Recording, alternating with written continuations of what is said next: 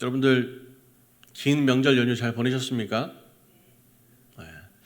이 긴 명절을 보낼 때는 참 기분이 좋아요. 그런데 희한하게 이 명절이 이런 긴 연휴가 끝날 때쯤이면 우리의 마음이 뭔가 좀 공허해진다고 할까요?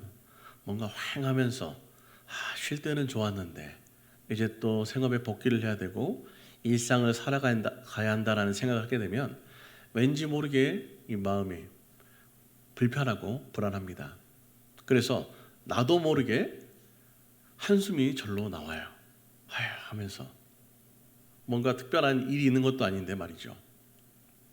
그러니까 이 뭔가 아주 좋은 것들을 마주하고 아주 기대했던 어떤 것들을 우리가 누리고 나면 이상하게도 그 마음에 기쁨이 계속 유지되는 것이 아니라 우리 마음속에는 이 공허함이, 불안함이 찾아온다라는 것을 우리는 발견합니다.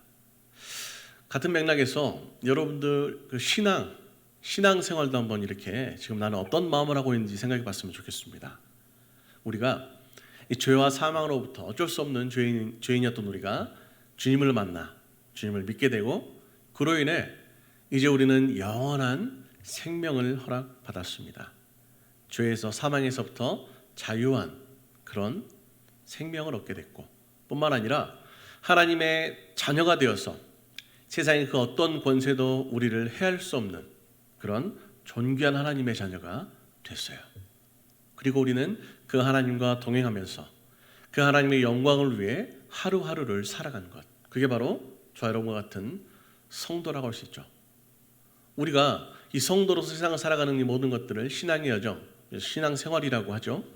그 신앙생활 하루하루가 우리는 방금 말씀드렸던 것처럼 그렇게 큰 은혜로 감사와 기쁨으로 살아가야 할진데 지금 우리들의 마음은 어떠하냐는 것이죠. 여러분들 혹시 여러분들 중에 이제 손자들이 있으신 분들이 있을 겁니다. 그분들이 이 불현중 이 손자가 생각이 나면 나도 모르는 사이에 피식하고 미소가 절로 지어져요. 왜? 좋으니까.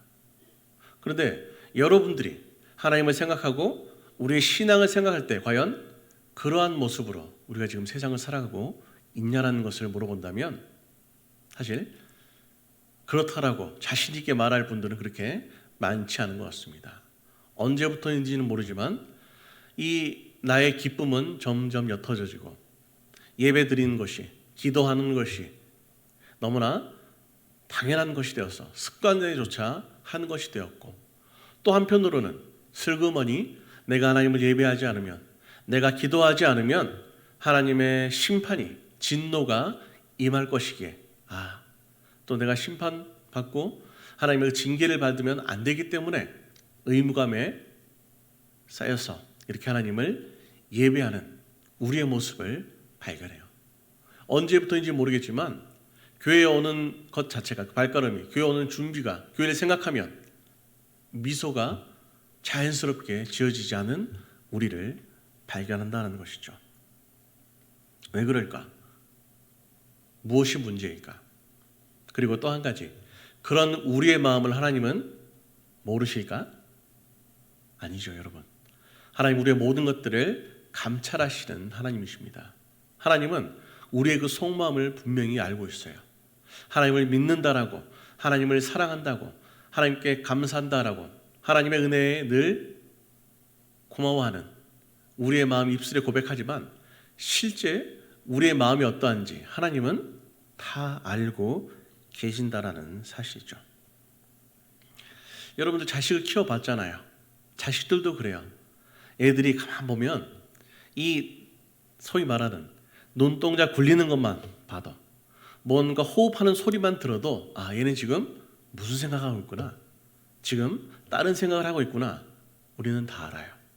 하물며 우리를 만드신 전지전능하신 하나님이 우리를 모르겠냐라는 것이죠. 하나님은 다 아십니다.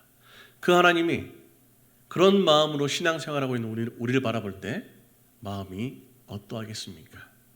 얼마나 마음이 아플까 하는 생각을 해보게 됩니다. 여러분 한번 우리가 이런 생각을 해봤으면 좋겠습니다. 하나님께서 하나님의 뜻을 우리에게 강요하심으로 우리가 그 뜻을 따르게 하는 것이라고. 하나님은 전혀 그렇게 생각하지 않는데 어느 순간부터 우리는 그렇게 오해를 하게 됐다라는 거예요. 이런 생각을 하면 우리처럼 비교적 권위주의적인 문화 그리고 주입식 교육에 익숙한 우리는 그럴 수 있다라고 생각하겠지만 보세요. 성경을 통해 하나님께서는 말씀하시잖아요. 하나님께서는 우리를 사랑하신다고. 우리를 얼마나 사랑하시는지 이 온 세상과도 바꾸지 않는다고. 그리고 하나님은 우리를 만드시고 우리의 주인 되심에도 불구하고 그렇게 자기의 마음대로 우리를 이끄는 것이 아니라 우리를 너무 사랑하셔서 우리에게 자유의지를 허락해 주셔서 우리가 우리의 마음을 조차 선택할 수 있는 특권을 또 허락해 주셨다라고. 성경을 통해 하나님께서는 그 하나님이 우리를 향해 어떠한 마음을 갖고 계시는지 분명히 보여져요. 그런 하나님의 어떠하심과 지금 우리가 하나님을 어떻게 생각하는지를 바라보면 이 두 가지의 괴리가 있어요. 같지 않다라는 것을 발견하게 됩니다. 하나님은 우리를 정말 하나님의 이 능력의 손에 붙들어서 하나님 마음대로 마치 아바타처럼 꼭두각시처럼 인형극에서 우리를 조정하는 인형처럼 그렇게 일하시는 분이 아니란 사실을 우리가 기억해 봤으면 좋겠습니다. 하나님은 그러한 모습을 오히려 싫어하신다라고 말씀해요. 예전부터 그런 말이 요즘 있더라고요. 언제부턴가 부모는 사라지고 학부모만 존재한다는 그런 말. 여러분들 들어보셨는지 모르겠습니다. 이 말이 그런 거예요. 그러니까 이 부모로서 자식을 키운다라는 것의 의미가 어떤 것인지 우리는 잘 알고 있습니다. 자녀들의 아주 미성숙한 그때부터 성숙에 이르기까지 자녀들의 모든 전반적인 것들을 하나하나 살피고 그들이 성숙한 어른으로서 자라날 수 있도록 하나하나 돌보는 것이 부모예요. 그런데 이런 것들이 변질되고 왜곡되어서 이제 학부모로서 아이들을 교육시키는 것, 성적을 유지시키는 것, 그런 것에 대해만 초점이 맞춰져서 내가 이 아이를 잘 교육시키는 것, 학원에 잘 보내주고 좋은 성취를 얻을 수 있도록 노력하는 것이 내 부모로서의 역할을 다하는 것이라고 사람들이 오해하고 착각하기 시작했다는 거예요. 그러다 보니까 이 부모와 자식 간의 대화도 변화하는 거예요. 인생의 여러 가지 문제로부터 그 말의 고민에까지 모든 것들을 함께 터놓고 이야기해야 될 이 부모와 자식 관계가 어느 순간 이 대화 자체가 몇 가지 되지 않아요. 예를 들면 이런 거예요. 시험은 언제 보니? 성적은 잘 받았니? 공부 잘 되니? 이런 식으로 내가 부모가 아니라 학부모가 돼버렸어. 자식과 하는 대화 자체도 그 학습에만 국한된 그런 대화가 전부인 것이 지금 우리의 현실이라는 것을 비꼬는 그런 말씀입니다. 그러다 보니까 이 둘 사이에 이 대화가 갈수록 원활해지지 않아요. 대화 자체가 점점 재미가 없어집니다. 의무적으로 느껴져요. 그리고 나중에는 대화하는 것 자체가 서로 괴롭게 되는 거예요. 할 말도 딱히 없는데 어차피 또 이 이야기 해봤자 우리 자녀가 특별하게 공부 잘하는 애가 아니면 또 불편할 게 뻔한데 이러면서 서로의 관계가 악화되고 갈등이 자꾸만 쌓이는 것, 그것이 부모와 자식 간의 관계가 돼버렸다는 사실을 우리는 부정할 수 없는 것이죠. 무엇이 문제일까? 지금 그것을 논하려고 하는 것은 아니지만 어찌됐든 그러한 삶을 살다 보니까 뭔가 부모 자식 간의 관계, 천륜이라고 말하는 그런 관계도 사실 그렇게 늘 서로를 바라보면 기쁘고 늘 기대가 되고 행복하고 이러지 않은 것이 우리의 현실이 돼버렸다는 것이죠. 뭐가 문제일까? 결과적으로 말씀드리자면 그래요.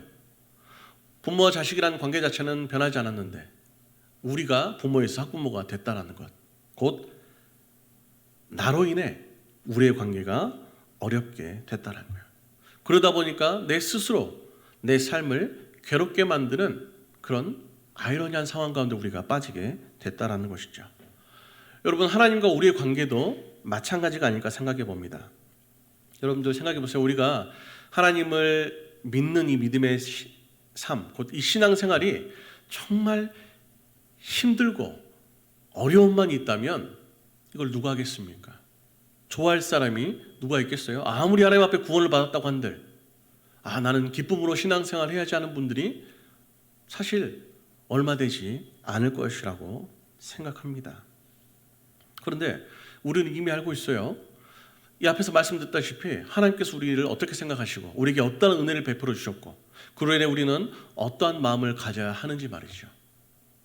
그런데 우리는 그와 같이 하나님과 함께하면서 참으로 기뻐하지 못하고 있다는 것이 우리의 현실이잖아요. 뭐가 잘못됐을까?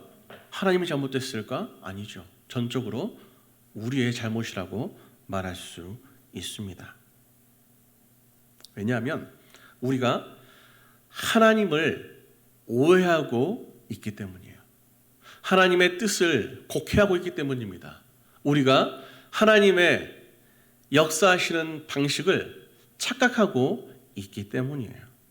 그러다 보니까 우리는 살아계신 하나님을, 선하신 하나님을, 좋으신 하나님을, 은혜의 하나님을 우리를 힘들게 하고 우리를 불편하게 하고 우리를 심판하고 우리를 징계하시는 그런 하나님으로, 곧 나쁜 하나님으로 우리도 모른 채 우리의 입술로는 하나님 좋으신 하나님이라고 말하지만 현실의 우리의 삶은 그 하나님을 매도하고 있다라고 우리는 그렇게 살아가고 있다는 것을 우리는 인정해야만 하는 것이죠.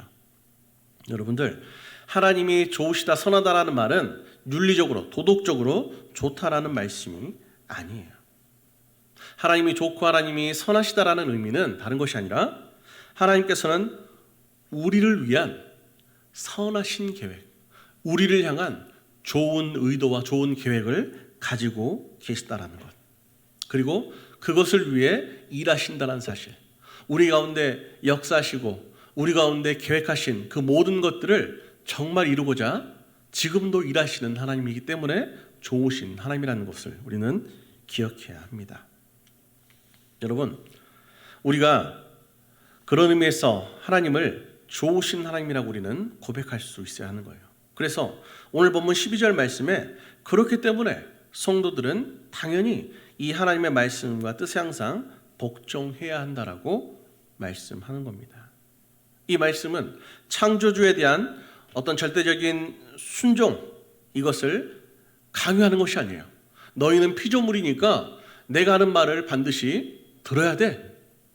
내가 선한 하나님이고 좋으신 하나님이라고 말했으니 너희는 무조건적으로 그런 줄 알아야 돼.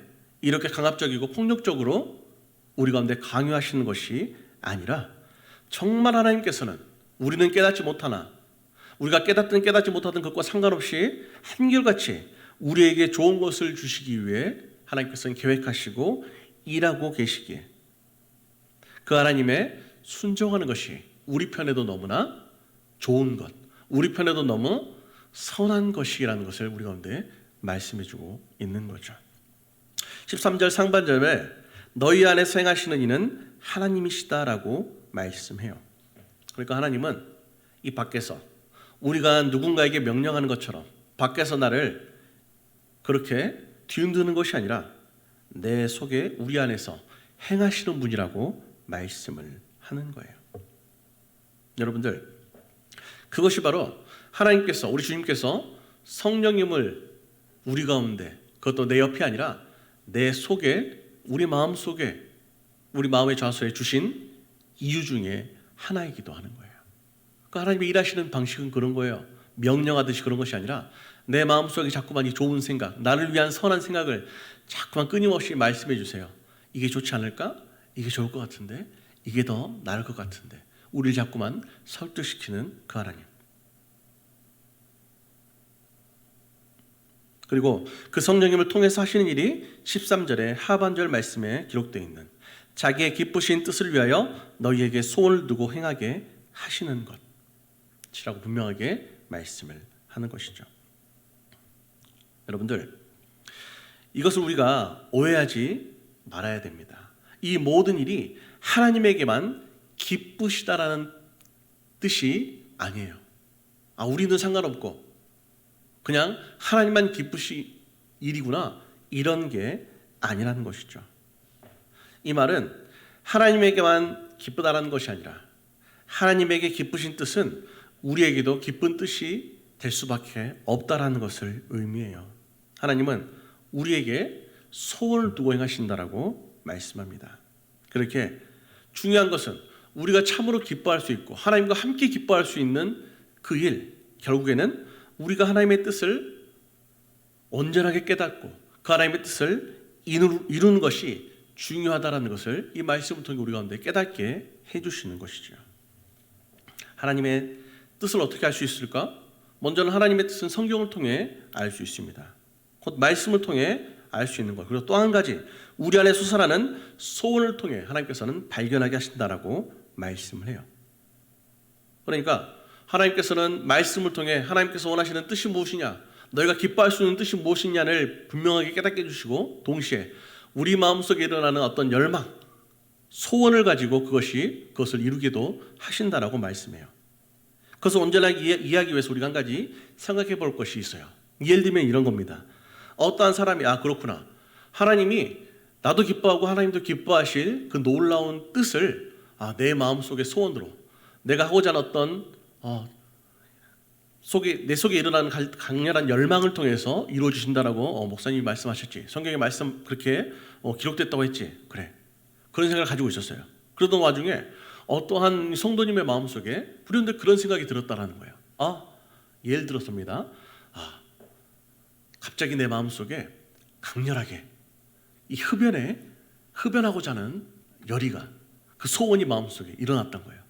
그러니까 이분은 아직 하나님을 믿었으나 아직 그 금연에 성공하지 못하신 성도님을 알 수 있겠죠. 불현듯 그 마음속에 나는 이 흡연을 해야겠어, 이런 생각이 강렬하게 들었다라고 하는 거예요. 그러면 여러분, 이 생각이 하나님께서 정말 원하시는, 우리가 기뻐할, 하나님도 기뻐할 그런 하나님의 뜻이라고 할 수 있을까요? 아니죠. 이러한 것들은 하나님께서 말씀하시는 소원이 아니라 우리의 욕망이에요. 완악한 육체에서 나오는 욕망. 기본적으로 우리는 하나님의 소원과 우리의 욕망을 구분할 수 있어야 돼요. 그 기준은 다른 것이 아니라 하나님의 말씀이 되겠죠. 그러니 하나님께서 원하시는 온전한 소원이라는 것은 하나님께서 지금 말씀하시는 하나님을 기쁘시게 하고 우리를 기쁘시게 할 소원이라는 것은 그런 거예요. 이 단순하게 담배를 피우고 싶네가 아니라 하나님, 제가 아직도 내 마음속에 흡연에 대한 이 갈망이 있습니다. 그러나 하나님, 난 하나님의 뜻이 무엇인지를 알기에 하나님을 모신 이 성소된 내가 이번 기회에 이런 생각이 든 김에 하나님을 의지하여서 금연에 성공해서 정말 거룩한 성도, 온전한 성도가 됐으면 좋겠습니다. 이게 바로 하나님께서 원하시는 마음속에 주시는 소원을 통해 하나님의 뜻을 깨닫게 해주시는 방식이라고도 할 수 있는 것이죠. 여러분들, 이 자리에 있는 여러분들이 어떠한 동기로 지금 예배를 드리고 있는지 하나님은 아시지만 우리는 알지 못합니다. 하지만 우리의 동기가 무엇이든 그것과 상관없이 하나님은 선하신 분, 좋으신 분이라는 사실을 우리는 잊지 말아야 하는 것이죠. 그리고 하나님께서 원하시는 것은 그런 좋은 것들을 하나님의 사랑하는 자녀들이 누리기를 원하신다라는 사실이에요.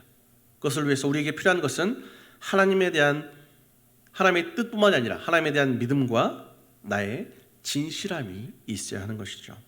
우리는 알고 있습니다. 창세기 12장에 이 믿음의 조상 아브라함에게 하나님의 놀라운 계획을 약속해 주셨다는 사실이에요. 뿐만 아니라 우리에게도 마찬가지예요. 에베소서 1장 3절부터 5절 말씀을 보면 이렇게 말씀합니다. 찬송하리로다 하나님 곧 우리 주 예수 그리스도의 아버지께서 그리스도 안에서 하늘에 속한 모든 신령한 복으로 우리에게 복 주시되 곧 창세전에 그리스도 안에서 우리를 택하사 우리로 사랑 안에서 그 앞에 거룩하고 흠이 없게 하시려고 그 기쁘신 뜻대로 우리를 예정하사 예수 그리스도로 말미암아 자기의 아들들이 되게 하셨다라고 말씀이죠. 그러니까 이 아브라함만, 특별한 누군가만 하나님께서 계획하시고 그에게 하나님의 약속을 주시는 것이 아니라 우리에게도, 우리 모두에게도, 그리고 이미 창세전에 온 우주 만물이 지어지기 전에 우리를 향한 하나님의 원대한 계획과 선택이 있었다라고 말씀하시는 거죠. 창세전에 우리를 택하신 하나님께서 각 사람에 대한 계획을 가지고 예정하셨다라는 그 사실, 성경을 통해 분명하게 말씀하셨으나 우리는 사실 이것을 있는 대로 믿기가 쉽지 않아요. 겉으로는 아멘이라고 하지만 우리의 속에서는 약간의 의심이 있어요. 나를 얼마나 사랑하시는지는 알겠습니다, 하나님. 하지만 창세전에 어떻게 그걸 날 계획하고 하나하나 다 간섭하셨습니까? 그렇게까지는 어떻게? 그런 우리가 착각하고 있는 것은 하나님의 지혜, 곧 하나님의 전지전능하심에 대해서 우리가 잘못 생각하고 있다는 것을 우리가 반증하는 것이죠. 여러분, 하나님은 우리의 생각을 뛰어넘으신 분이에요. 우리의 사람의 생각을 어떻게 그럴 수 있겠어라는 것은 우리의 생각일 뿐, 하나님의 이 전지전능하심이라는 것은 우리가 이해할 수 없는 범죄의 것이니 우리는 있는 그대로 받아들이는 그런 수납의 모습이 필요한 것이죠. 우리가 하나님의 전지전능하심과 절대주권, 곧 하나님 자체를 온전히 신뢰할 수 있는 믿음이 있어야 하는 것이죠. 이 믿음을 가진 사람들이 하나님을 온전히 신뢰하고 하나님을 사랑할 수 있게 되는 거예요. 그리고 하나님을 사랑하는 사람은 어떻게 되느냐? 결국 하나님을 닮아가게 되는 거예요. 여러분, 부부가 그렇잖아요. 서로 다른 사람들이 만났어요. 그런데 서로를 참으로 사랑해서 평생을 신뢰하고 사랑하면서 살아가다 보면 어느새 사람들이 말해요. 좀 둘이 닮은 것 같아요. 그렇게 누군가를 사랑한다면, 누군가를 신뢰한다면 누군가를 닮아갈 수 있는 것처럼 우리도 하나님을 참으로 믿고 하나님을 신뢰한다면, 정말로 사랑한다면 하나님을 닮아가게 되는 것이죠. 그리고 그 믿음이 좋다는 것, 하나님을 참으로 신뢰한다는 것, 그 결과는 하나님의 관계가 좋아지는 것으로부터 나타나게 되는 것입니다. 아브라함 이야기를 했습니다. 아브라함이 하나님께서 명령하신 그 모든 명령에 순종했습니다. 그래서 하나님의 놀라운 약속을 유업으로 다 받아요. 그러나 그 모든 것이 단번에 한 번에 되는 것이 아닌 부분을 알고 있습니다. 점차적으로, 점진적으로 이 아브라함의 믿음이 점점 자라남에 따라 하나님께서 하나하나 그에 맞는 은혜를 베풀어 주신 것을 우리는 성경을 통해 알 수 있다라는 것. 그것이 하나님이 일하시는 방식임을 우리는 기억해야 한다라는 것이죠. 여러분들, 이처럼 이 좋으신 하나님의 이 선하심을 얻기 위해서 우리는 믿음을 가져야 합니다. 그리고 우리 믿음이 자라면 자라날수록 아브라함이 그랬던 것처럼 그에 맞는 하나님의 보상이, 결과가 우리에게 주어진다라는 사실 우리는 기억해야 합니다. 당순간에 한 번에 모든 것이 이루어지지 않음을 우리는 또한 기억해야 하는 것이죠. 여러분, 믿음에는 두 가지의 믿음이 있다라고 성경은 말합니다. 야고보서를 통해 하나님께서는 이 믿음은 살아있는 믿음과 죽은 믿음이 있다라고 말을 해요. 살아있는 믿음은 말 그대로 행함이 있는 믿음, 죽은 믿음은 행함이 없는 믿음이라고 말을 합니다. 믿음은 그 행위로 나타나기 때문에 그 행위를 보시고 그 사람이 믿음이 있는지 없는지, 그 믿음이 온전하지 그렇지 않은지를 알 수 있다라고 하는 거예요. 그래서 온전한 믿음이 있는 사람은 그 하나님을 온전히 신뢰하고 그 신뢰하는 그 결과가 하나님의 말씀대로 살아가는 그의 삶으로 나타나게 되는 것이죠. 그래서 하나님의 말씀대로 살고자 노력하는 사람, 하나님을 사랑하는 사람은 그것이 사람의 입장에서는 현실적으로는 어렵고 힘든 고난일지라도 기쁨으로 감내하고 자원하는 것, 그것이 믿음이 있는 성도들의 삶이라고 그렇게 우리는 말하게 되는 것이죠. 여러분들, 하나님은 우리 가운데 그렇기 때문에 힘들고 어려운 순간이 찾아온다 할지라도 성도는 원망과 시비가 없어야 한다라고 오늘 우리가 살펴본 본문 14절 말씀에 분명하게 기록하고 있는 것이죠. 여러분, 다시 한번 우리가 기억해야 될 것, 하나님은 우리와 싸우기를 원하시는 분이 아니에요. 하나님은 우리가 소원을 두고 하나님의 기쁘신 뜻을 행하시기를 원하시는 좋으신 하나님이십니다. 우리가 기쁘게 살지 못하는 이유는 하나님이 문제가 있어서가 아니라 우리의 문제 때문에, 하나님의 뜻을 행하는 것을 우리는 어려운 것이라고 왜곡하였어, 잘못 생각하였어, 판단하였어, 우리 마음대로 해석하기 때문입니다. 그로 인해 하나님의 뜻대로 살지 않기 때문에 우리가 기뻐하지 못한다는 사실을 기억해야 합니다. 그래서 점점 우리는 기쁨으로부터 멀어져 가는 거예요. 여러분, 많은 고난과 문제로 인해 고통 중에 있는 성도들에게 항상 기뻐하세요. 항상 감사로 충만하세요. 사실 이러한 요구는 쉽지 않습니다. 하지만 그럼에도 불구하고 하나님께서 우리 가운데 말씀하세요. 범사에 기뻐하라고. 그러니 이제 그 기쁨을 소유하고 누려야 합니다. 아이러니하게도 하나님이 일하시는 방식은 우리가 힘들어하고 어려워하는 그 모든 것들을 통해서도 우리를 기쁨으로, 감사로, 은혜로 인도하시는 선하신 하나님이시기 때문이죠. 그러기에 우리는 앞서 다가오는 당장의 시험이 아니라 하나님의 뜻을 알고 그 뜻을 이루기를, 그것이 순간 어려움일지라도 우리는 그 모든 것들을 이뤄내야 하는 것이죠.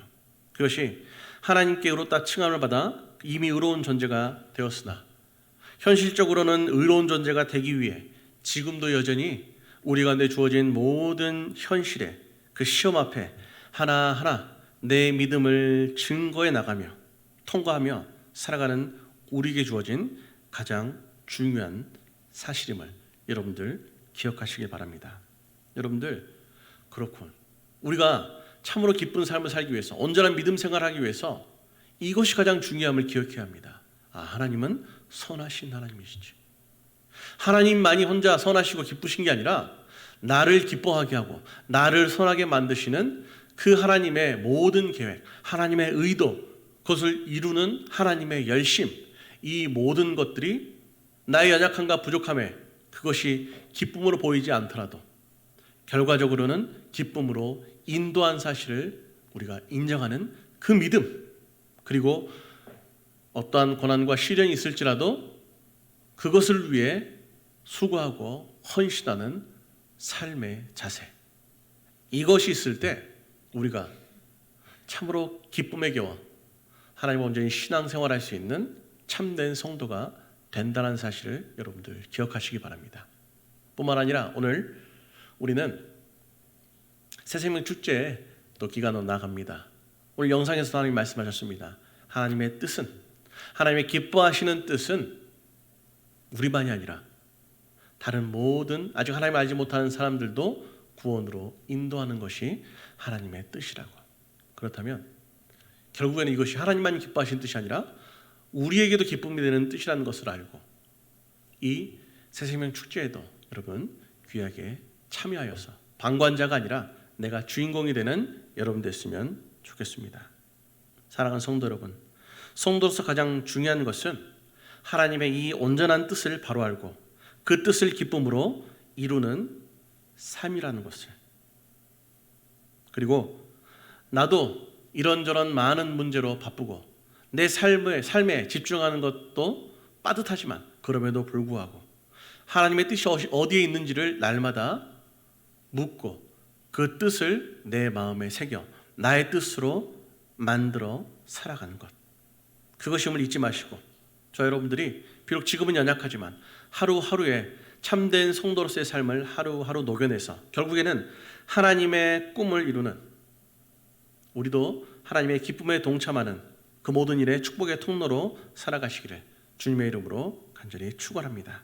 우리 시간 함께 기도하는 시간 갖도록 하겠습니다. 기도하실 때 하나님을 오해하지 않고 하나님의 그 뜻을 분명히 깨닫고 그 하나님의 순종하여서 하나님의 기쁨이 되고 나도 기뻐하는 그러한 삶을 살아가는 성도가 되게 달고 우리 시간 간절히 기도하도록 하겠습니다.